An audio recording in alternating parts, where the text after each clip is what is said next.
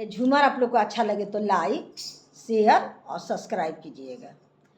हमारा चोटिया से लाग गईले चोट हो बलमुआ दुबरा गईले। हमारा चोटिया से लाग गईले चोट हो बलमुआ दुबरा गईले।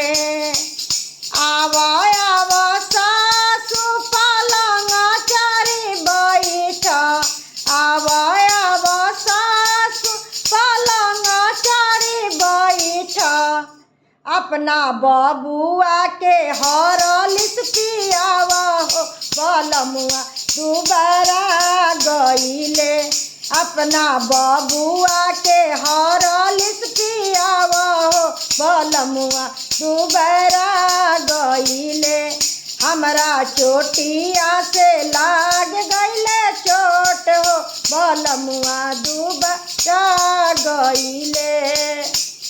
आवा आवा गोतिन पलंग चरी बैठ, आवा आवा गोतिन पलंग चरी बैठ। अपना देवरू के हरलिस पियावा हो बलमुआ दुबरा गईले। अपना देवरू के हरलिस पियावा हो बलमुआ दुबरा गईले। हमरा चोटिया से लाग गईले चोट हो बलमुआ दुबरा गईले।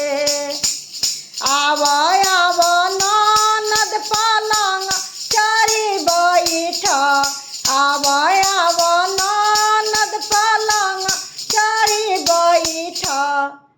अपना भैया के हरलिस पियावा हो बलमुआ दुबरा गईले।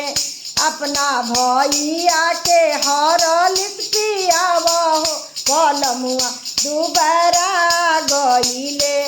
हमरा चोटिया से लाग गईले चोट हो बलमुआ दुबरा